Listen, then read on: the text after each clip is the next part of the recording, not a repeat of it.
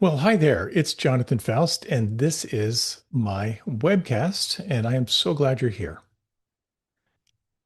We got a lot to explore. Another talk from the archives. I am still at an undisclosed location on Cape Cod, and we're going to be exploring part two of how focus can transform your life. But before we do that, some announcements, a little centering to help kind of prepare for this following talk. Thank you to the Insight Meditation community of Washington for streaming this. Thank you to our producer, Glenn Harrison, for making it possible. Thank you to Rita Moran, our mindful movement leader, who is on the road traveling this month, but you can get her links on my Facebook page on my website. Um, Again, I've got a newsletter weekly, bi-monthly, exploring stuff that I do, photography, talks, summaries, upcoming events. And finally, this is all offered in the spirit of generosity, in the spirit of dana. That is to say, no one is to be denied access to the practices and teachings, which I find to be a really compelling way of offering this. Comes from a real sense of joy, a real sense of how these practices have changed my life. And it's really designed so that anyone who's interested will not be denied access. At the same time, if you feel like supporting this, thank you so much. There are expenses that go into getting these talks out. Now, like well over 600 talks, which is a little frightening, actually. Alrighty, let's dive in. We're going to be exploring a little bit on concentration, and I'd like to share with you one of my favorite techniques of all time for cultivating a greater sense of concentration and absorption and preparing for meditation. So, um, we've got about 13 minutes to explore this centering before our talk. So you might like to first reach your arms up overhead, stretch up to the left side, the right side. Ooh, let out any sounds, open your jaw wide, stick your tongue out all the way if you like. Now, if you would, bring your hands right about at face level and then close your eyes. Feel the breath and let your attention flow into the palms, into the thumbs and fingers. Maybe a little bit of strain. We're going to be holding the hands for a little while and then doing a slow motion meditation. But first, bring your awareness inside the thumbs and relax your thumbs. Bring your awareness inside the fingers. Relax the fingers. Feel the backs of the hands. Feel the palms from the inside out. Can you feel or imagine the space between your thumbs and your index fingers?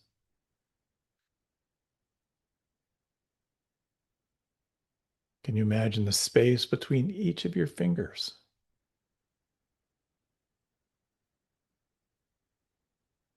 And now, if you would imagine that if someone was watching you, they could barely perceive movement. And you're going to begin in a few moments an ultra slow motion descent of the hands down toward your lap.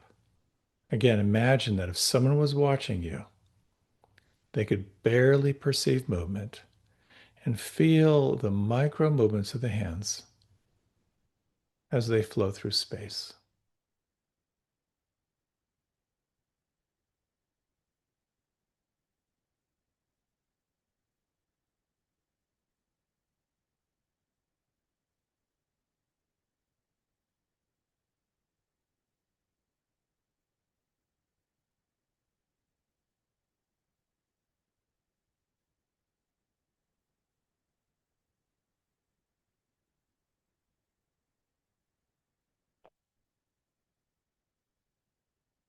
The object of your focus is this felt sense of the hands as they glide through space down toward your lap.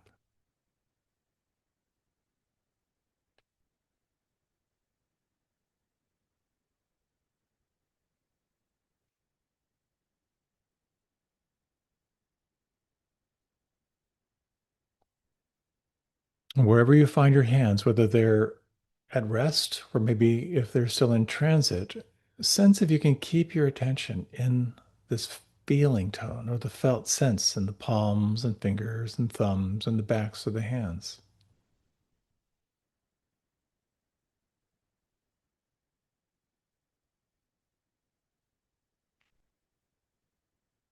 Can you feel the effect or the imprint of focusing your attention this way?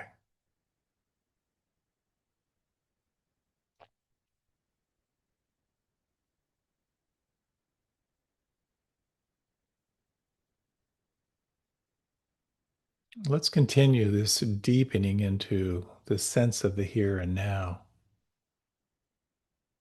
Feel the forehead smooth.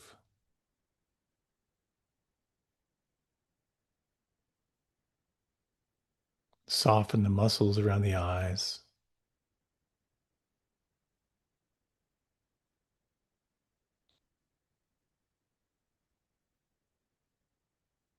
Relax your tongue. Let your tongue fill your lower jaw.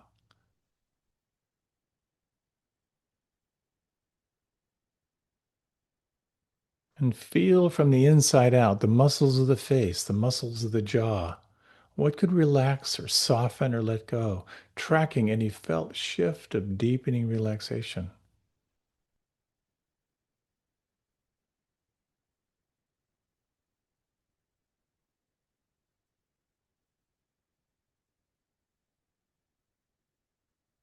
Feel the space inside your throat.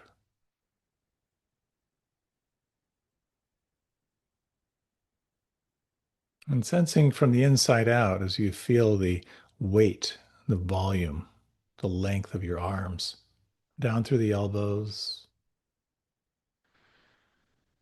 down through the wrists,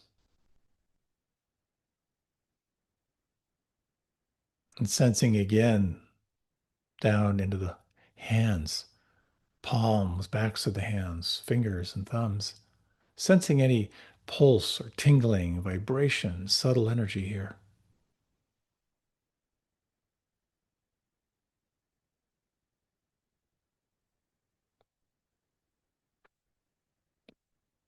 Could you soften through your lower back and down through the belly and down through the floor of the pelvis?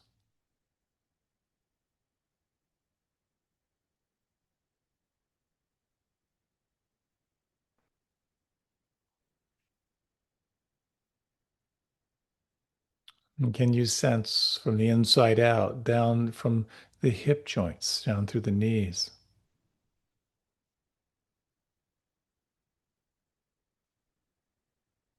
down through the ankles,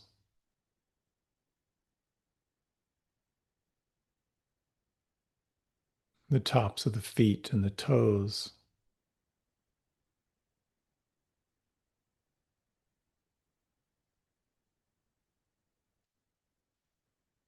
the soles of the feet and the heels,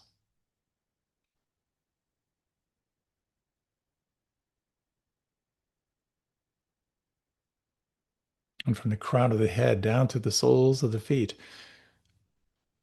Is there anything right now that could soften or relax or let go?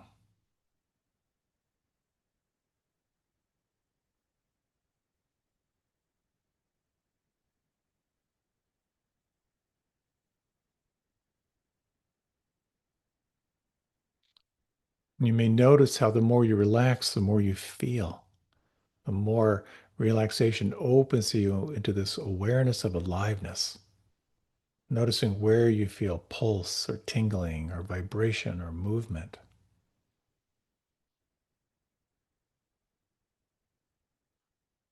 And I'd like to suggest one of three anchors or focal points that you might intuitively select. One might be your breath, the sense of the breath on the inside.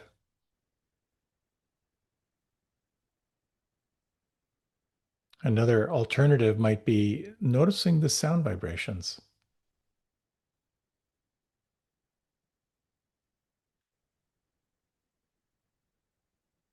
And a third alternative is this feeling tone in the palms, the felt sense of the hands.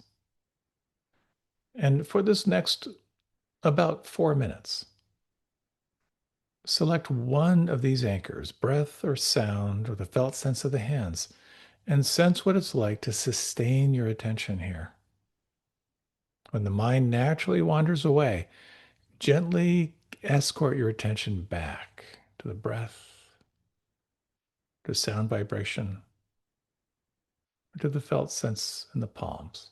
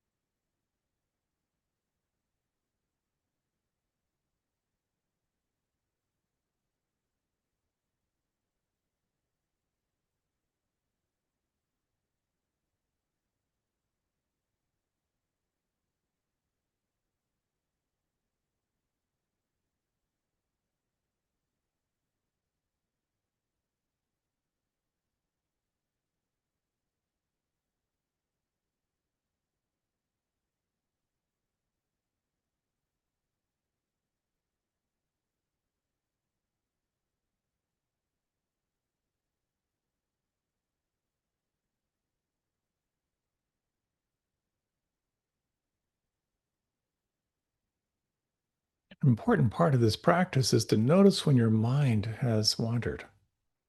And in that moment, there's this spark of awakening. Once again, you are here. You've arrived. And you might take your time to bring your attention back to your anchor, to breath, sound of the palms. Relax, re arrive. And then again, just track the experience on the inside.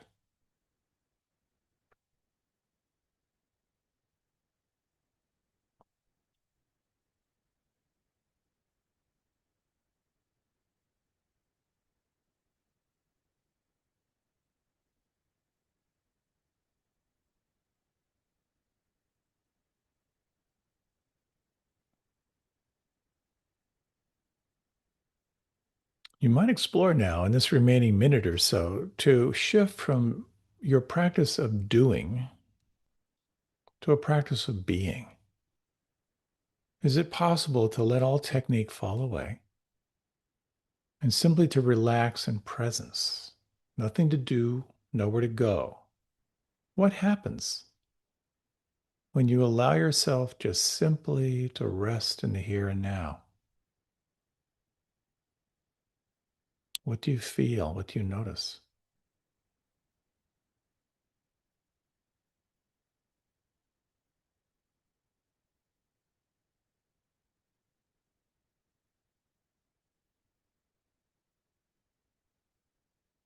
And as you're ready, you might gently begin to deepen your breath. Let your body begin to move or shift in any way that feels good for you as you begin your transition.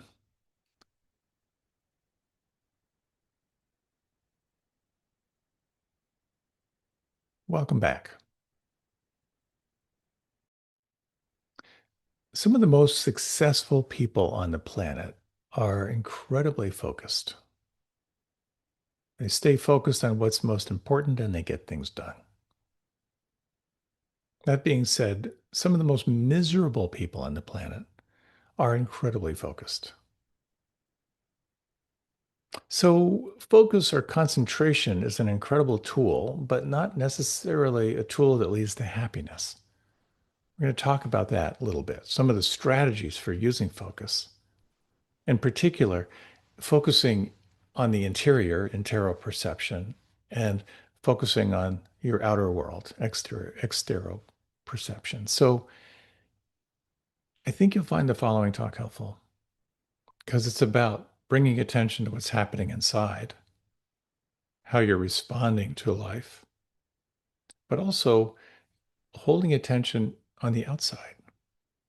What's happening on the outside, what's most important in your life, and how to sustain attention, vigor, focus on what's most important to you. I hope you find the following talk helpful. This is part 2 on how focus can transform your life. Enjoy. Here's a classic little Dharma story. an oldie but goodie. It's the story of a meditation master, let's say way, way back when, who is rigorously working with his very, very young students. The whole idea here is to train them to pay attention to what's happening. So whenever they're doing their studies, he stands over them quite imperiously and says, when you read, read. Again and again, that's sort of his mantra. When you read, read. And when they have their simple meals in the monastery, he stands over them, walks around as they're eating and says, when you eat, eat. When you eat, eat. And this is pretty much a very integral part of the training. When you read, read. When you eat, eat. As the story goes, some of the students were hungry one night. They decided to break into the kitchen and see if they could find something to eat. And there they find their master sitting at the table, eating a bowl of rice and reading the newspaper. They stand around him, knowing they don't have to say anything because they got him busted. He stops, he looks each of the students in the eye, and he says, when you eat and read, eat and read. Last talk, I talked about focus and concentration and shared some strategies for training your mind to become more aware of moment-to-moment focus on an object. And the truth is, I got so carried away in that talk, I only got halfway through the talk. So I'd like to carry on here. And I hope you find this helpful because many people find that meditation is really hard. Some say it's not. You may have seen some of those ads in the past saying that if you buy this audio CD, within 30 seconds you'll be meditating like a monk who's been meditating for 30 years. I bought one of those CDs, and that's not true. There is some interesting technology of working with dual binaural beats and so forth that can definitely help you and support you in sort of arriving in present moment awareness, but it takes some training. There are those who say how ultimately meditation is about effortlessness, and that's true. Sometimes it is about effortlessness. Sometimes you enter into a really, really cool flow where it's all happening by itself and you're allowing it to happen and it's all unfolding. But another part of the training is about learning how to pay attention when it's not so easy. This is where it's safe to say, I think, that meditation is not a walk in the park.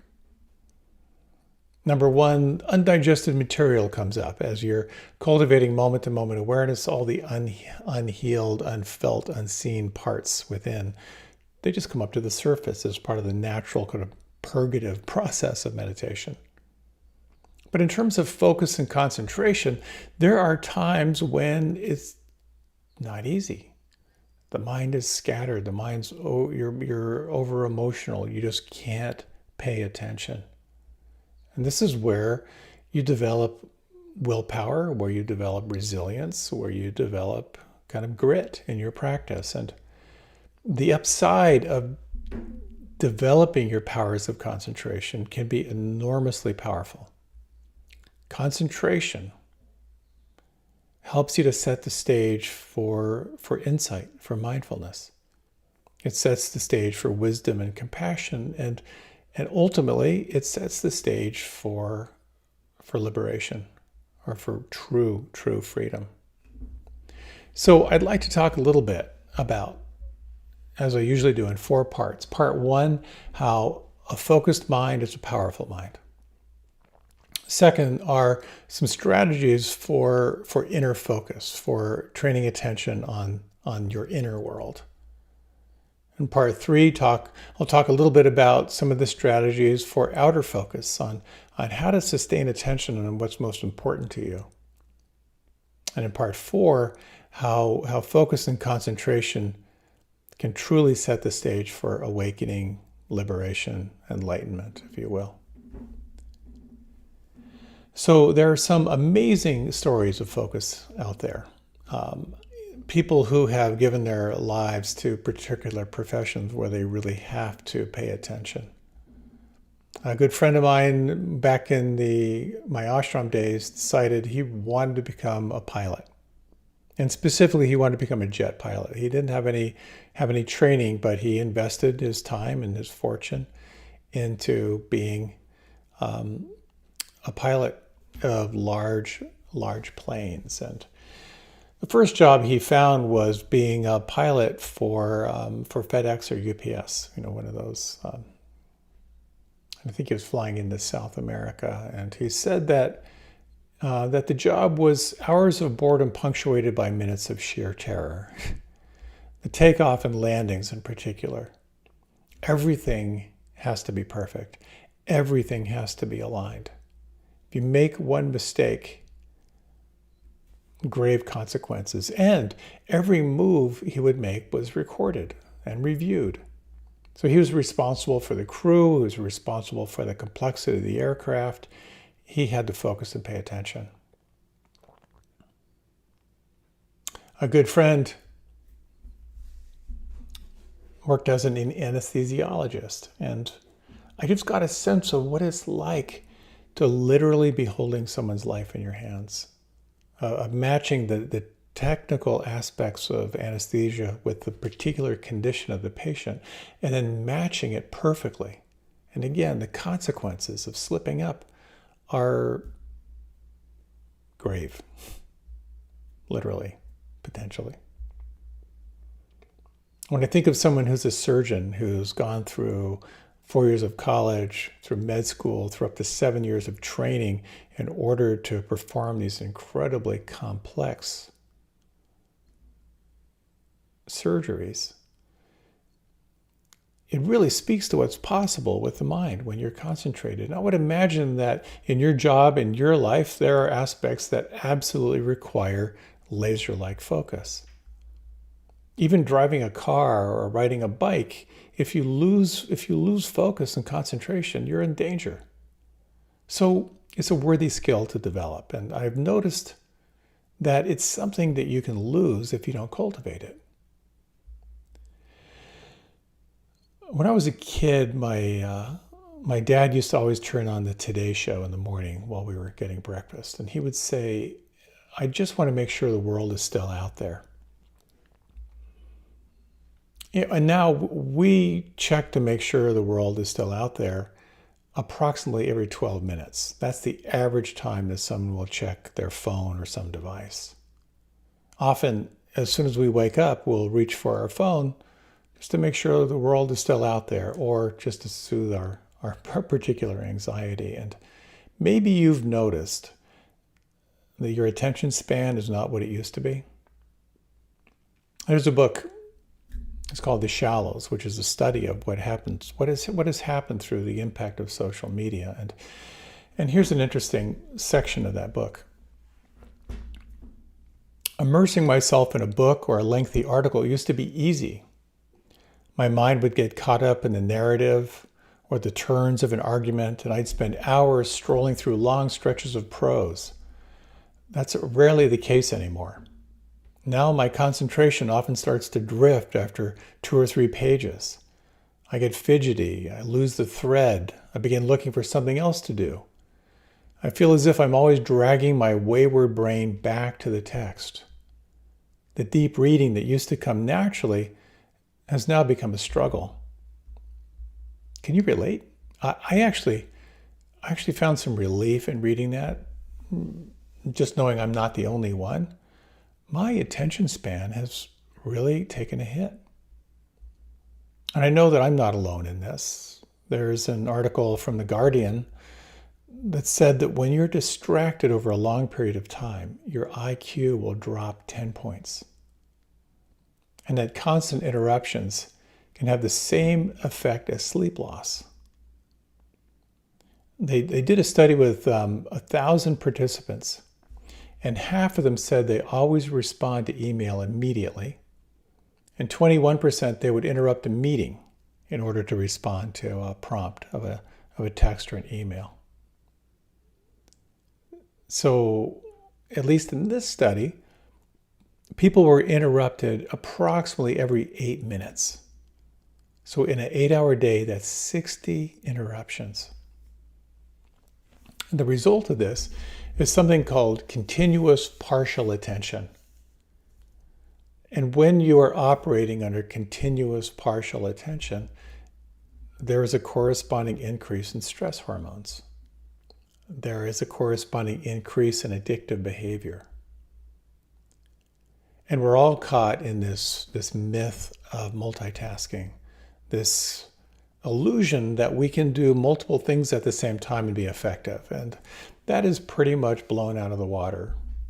It's far better to do one thing at a time than to fracture your attention. And I'll talk a little bit about some strategies as to how to do that.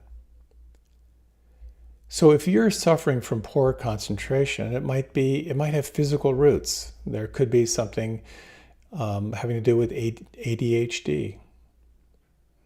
If you have trouble sleeping, anything with sleep apnea absolutely can affect your concentration.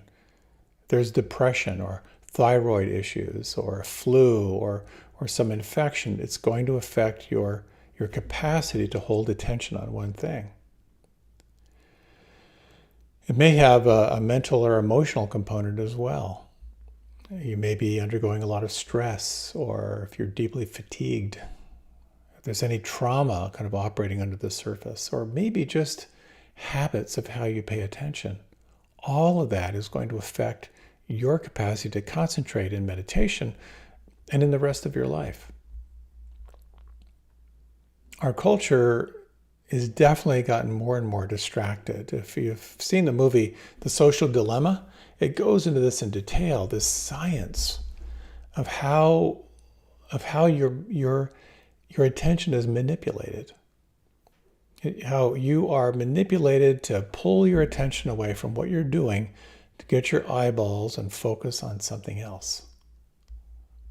And I have to say, there's a certain irony that this message would be in the form of a movie, because no one would read the book. So when I think of our age of bumper sticker politics, how fractured our attention is, how easily manipulated our attention is now, all the more reason to slow down and explore how you can develop more one-pointed, focused attention in your life. It's like balance. Unless you use your sense of balance, you're going to lose it. And so, how do you develop more focus and more attention? I'm not a naturally concentrated person. It's not my forte. I've spent a lot of time in my practice making peace with my inability to get as focused as I would like to be. I would like to think that with an active meditation practice since I was 15 and living in an ashram, leading retreats, taking retreats, doing intensive practice, I'd be a more focused kind of guy. But I'm not. I like to think of meditation as three parts. The first is focus, this willful gathering of attention in the here and now, and then flow, like opening up to what's changing and how you're relating to it, and then opening into this whole sense of letting go or letting be, this sort of arriving and resting in presence. And I've noticed, given my temperament, I kind of move more quickly to the be aware of the flow mode.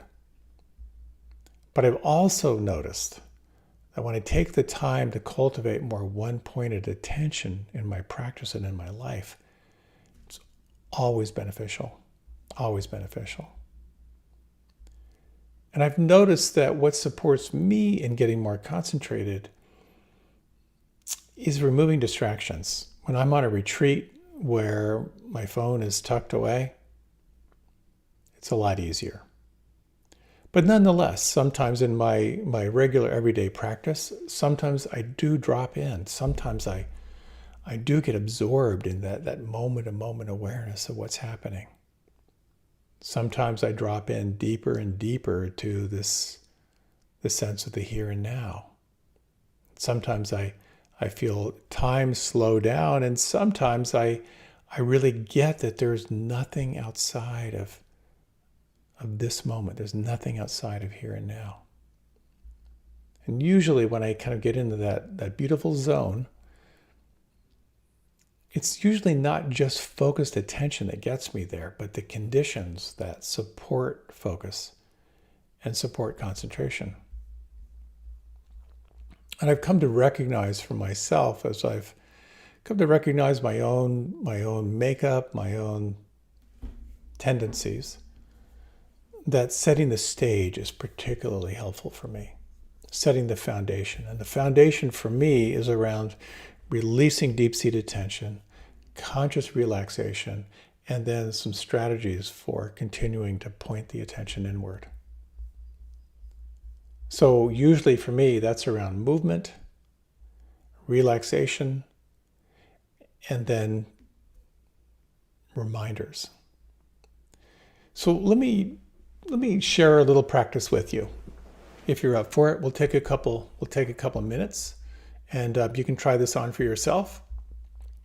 So the whole idea of movement is you're sort of raising energy and then moving into relaxation to let it settle.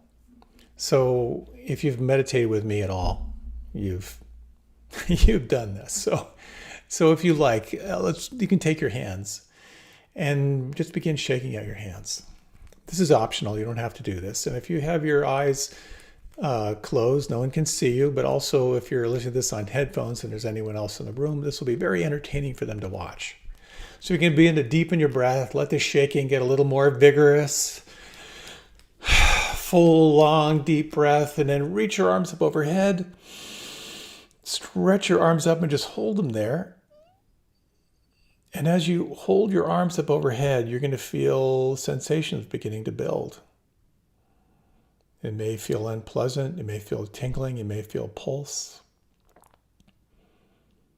And then close your eyes. And then very slowly now, imagine that if someone was watching you, they could barely perceive movement, and let your hands begin an ultra slow motion flow down toward your lap. Let all of your focus and concentration be on the micro movements of your hands as they flow through space.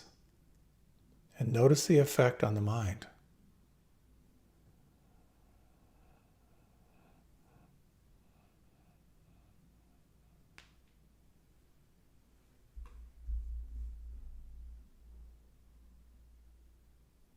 Relax and feel. And no matter where your hands are, whether they come to rest or whether they're still in transit,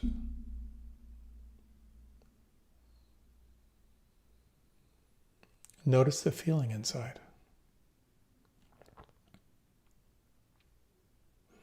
Now I'd like to share just a few of these reminders. We'll just try them on over the next few minutes, letting your attention now move to your breath, effortless breath.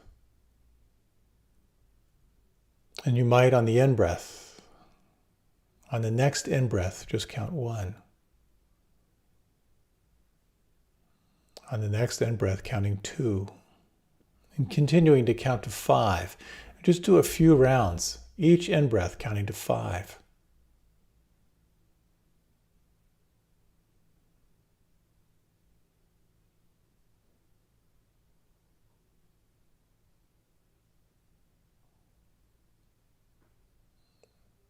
And if you would, you can explore the following question. Is the length of this inhalation any different than the length of the inhalation in the breath preceding?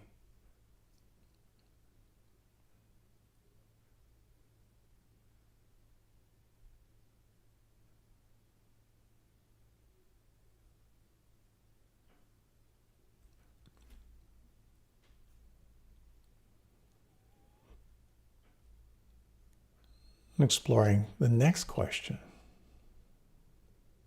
Where do you feel the breath the most predominant on the inside right now?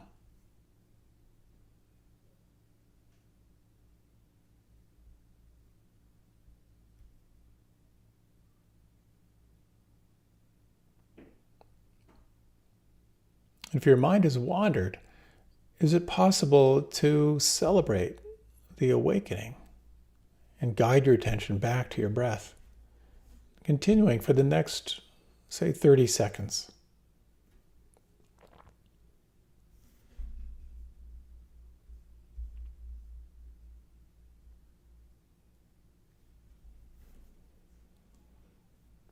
you like, you can release the breath and feel free to open your eyes, or you can remain with them closed. So how do you get more focused in meditation? Well, there are a few things that I find helpful. The first is the power of simplicity, and that is primarily around removing what might distract you. If you're a chronic phone checker, you might tuck your phone away. You might create a place where you sit on a regular basis that's very, very simple and easy. Number one, you'll have a sense of like associating a quality of good feeling about it. But also you're going to be in a space where you won't be tempted to distract yourself. Part of the simplicity for me is to kind of create a ritual where I meditate before anything else. I'll kind of get up, I'll use the bathroom, and then I'll do my practice before my mind starts ramping up into the day. So the power of simplicity. And what's helpful for me, and you might consider as a way of creating the conditions that will support you in your practice, is to consider starting your meditation with some movement. Now, you may have noticed for yourself that when you sit after movement, it's a little bit easier. But think in terms of some practices that will sort of awaken energy and then allow your energy to settle. If you have any favorite yoga postures that you like to do, or you can try that shaking, maybe do that a little bit longer. You can just have the arms up overhead and do a little breath and movement, anything that's going to help you to sort of wake up the energy and let it settle. The other technique I find that really helps me to cultivate a greater sense of absorption is slow motion movement. So the classic, which I love to do, and which of course I lead all the time if you've sat with me, is this idea of either having your arms way up overhead or even just in front of your face. And then you close your eyes and you imagine that if someone was watching you, they could barely perceive movement. And the anchor, the focus of your attention is on this ultra slow motion movement of the hands. What you may find is that by focusing on the anchor of slow motion movement, because it's sensation, it's a little bit easier for the mind to track, and it can cultivate a sense of absorption, a sense of the attention moving from out there to more and more inside. So that's one of my go-tos. There's an interesting practice which I've played with years and years and years ago called Kumnai, where you can take any simple little movement and just slow it down. One thing I'll do sometimes is I'll just bring my shoulders up to my ears. You might even try this if you bring your shoulders up to your ears. And then imagine if someone was watching you, they could barely perceive movement. Let your shoulders do this ultra slow motion descent. And again, the more you focus on sensation, the more you'll naturally find awareness becoming more and more absorbed, more and more drawn inward, and helping you to set the stage for the subtlety of your meditation practice.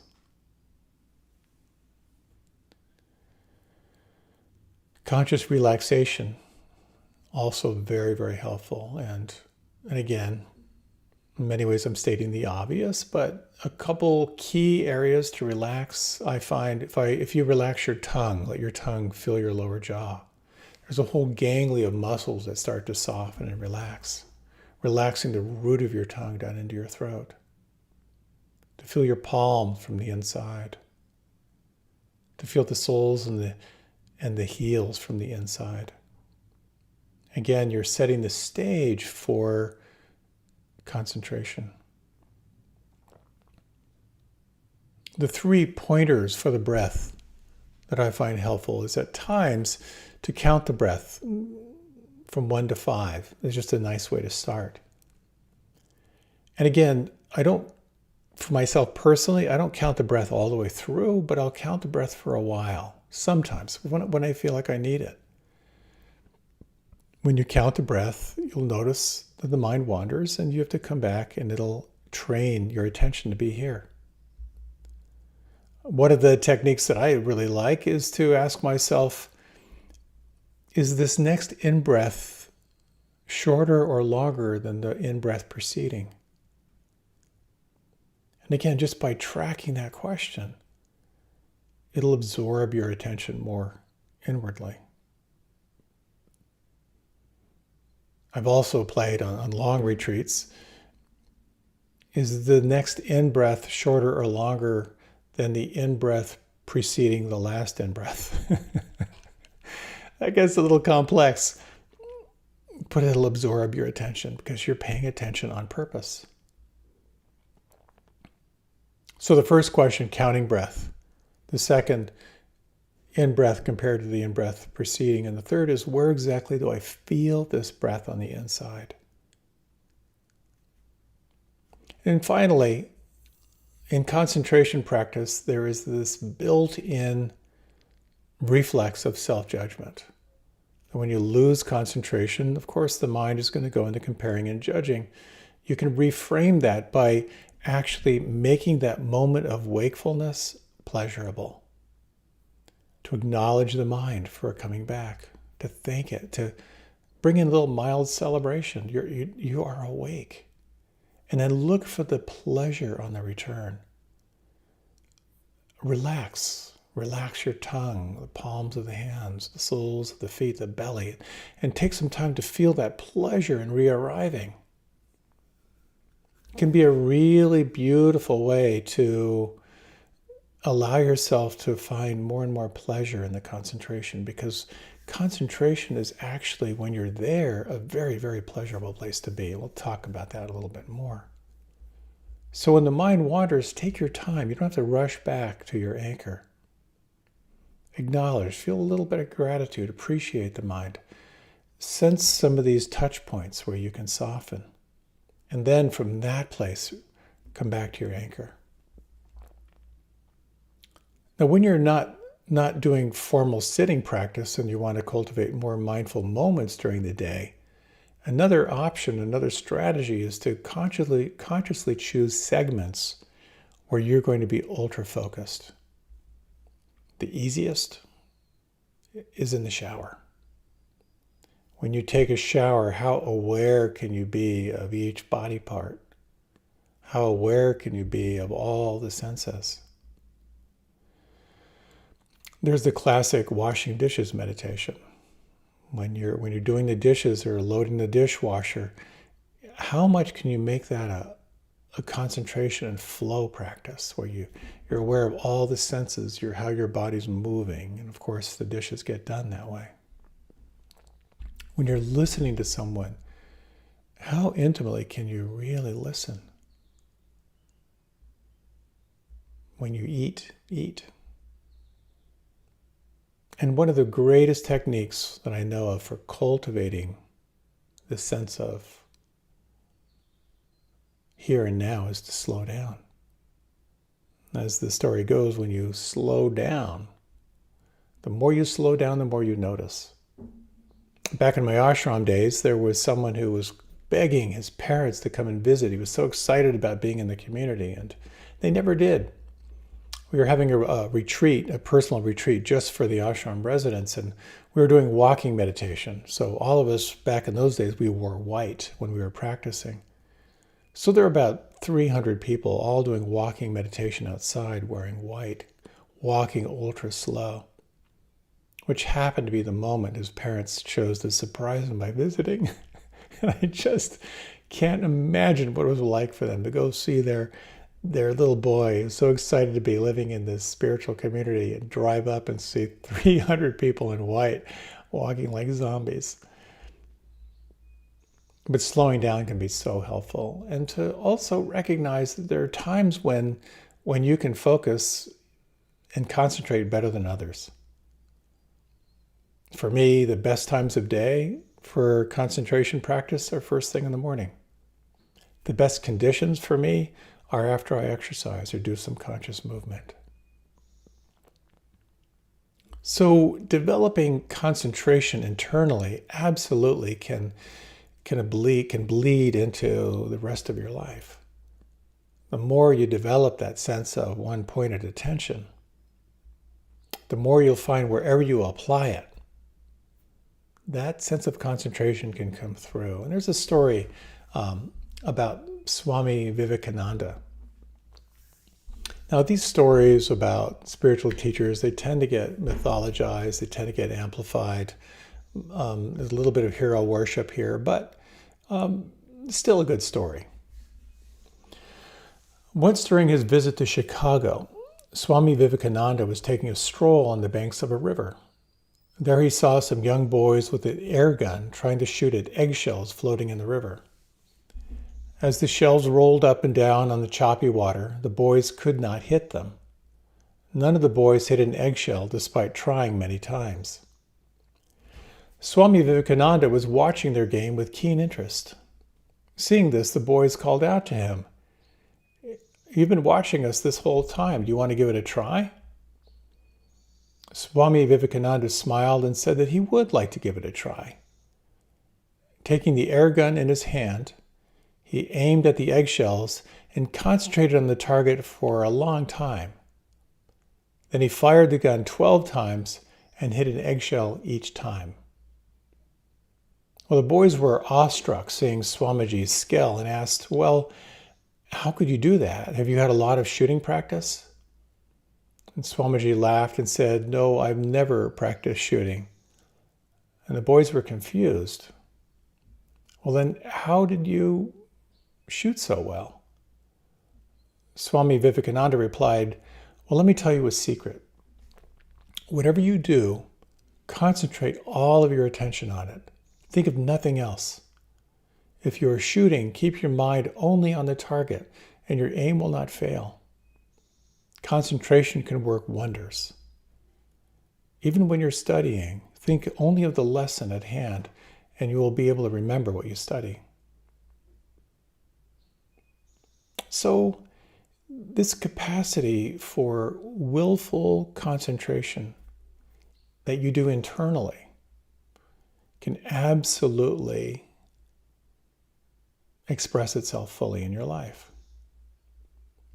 And in that same way, when you're looking to cultivate more concentration in your life, it reminds me of growing up in the Pennsylvania Dutch country with the Amish and the Mennonites and their buggies. The horses, which would go along sides of highways, were pretty placid. I could never understand why, with all the cars and trucks screaming by. Well, the secret was blinders. Have you ever seen the horses?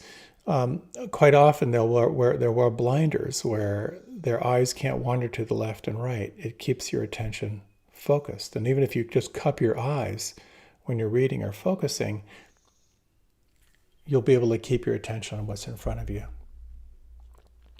So I find just having a clear desk, making sure visually I'm not distracted, will help me to kind of focus a little more. Even as I was writing this talk, the technique which I use, which I've shared before, it's really kind of twofold. One of them is the Pomodoro technique. And the Pomodoro technique is basically 25 minutes of focused attention with a 5-minute break on a timer. And I actually sync it up with an audio soundtrack. I use an app called Focus at Will, which are some audio tracks which are designed to help you stay focused. So I'll focus with headphones on for 25 minutes, and I take a forced break, 5-minute break, and then I go back to it again. A friend of mine taught his son this technique who's really struggling with his schoolwork. And they said, okay, 25 minutes of focused attention and then a reward at the end.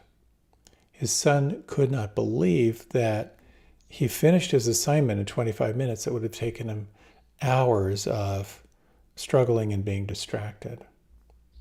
Part of the key with that is to take a forced 5-minute break.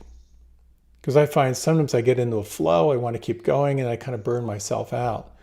But I found that to be helpful.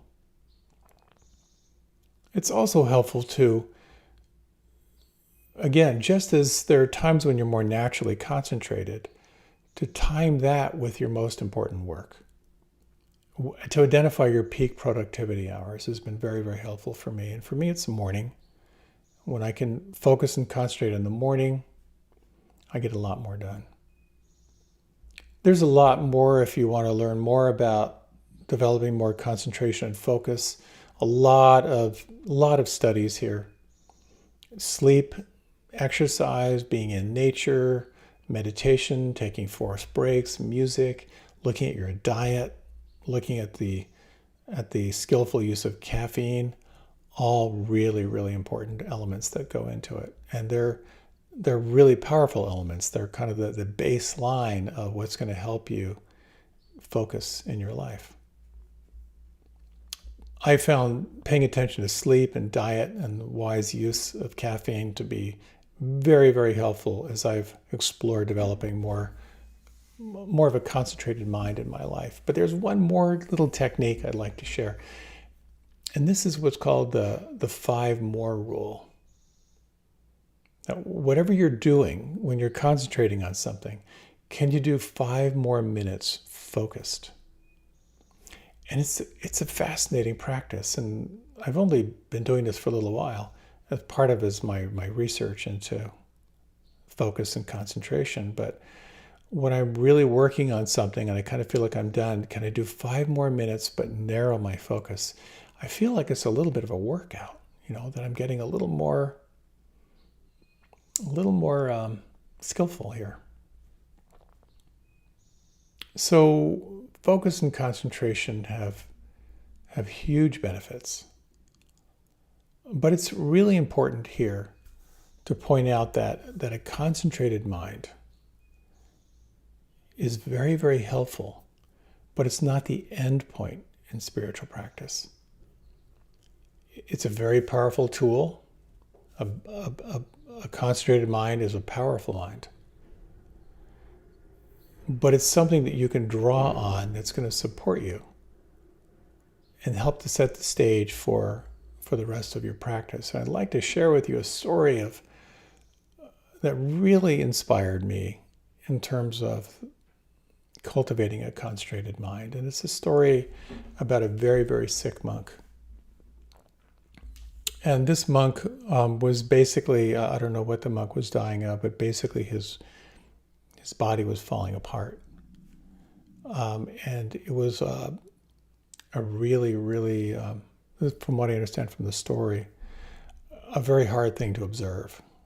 Because as his body was sort of decaying while he was alive, he had a radiance about him. And the other monks, while they were sort of abhorrent around his physical condition, nonetheless, they were so drawn by how radiant the life force was, just the light coming out of this monk's eyes. And he was asked, what are you doing in your practice that has you so radiant and full of life force? And the monk said something along the lines of this. The monk said, I keep my awareness in and of the body itself, putting aside fear and greed of the world. It's pretty simple here. I keep my awareness in and of the body itself, putting aside fear and greed of the world. How could that lead to radiance? Well, what I've found is that when I'm in a lot of pain, and the most helpful metaphor is when I'm in physical pain,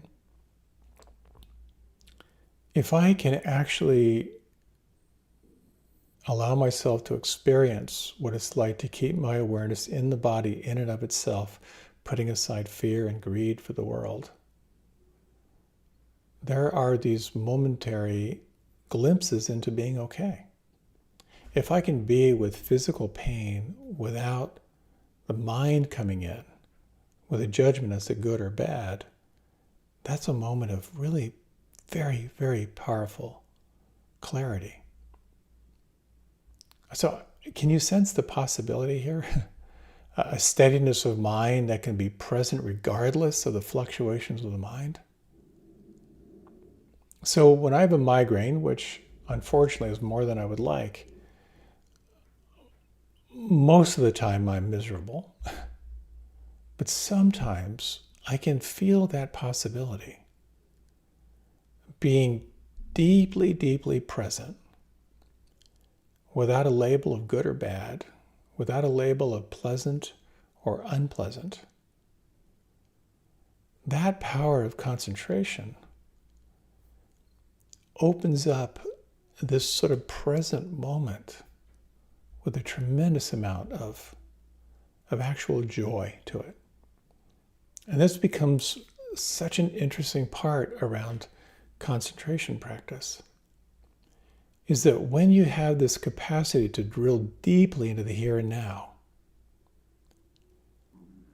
when you can sustain attention on the here and now without a label of good or bad, pleasant or unpleasant, what will arise is something called piti, which is a quality of joy.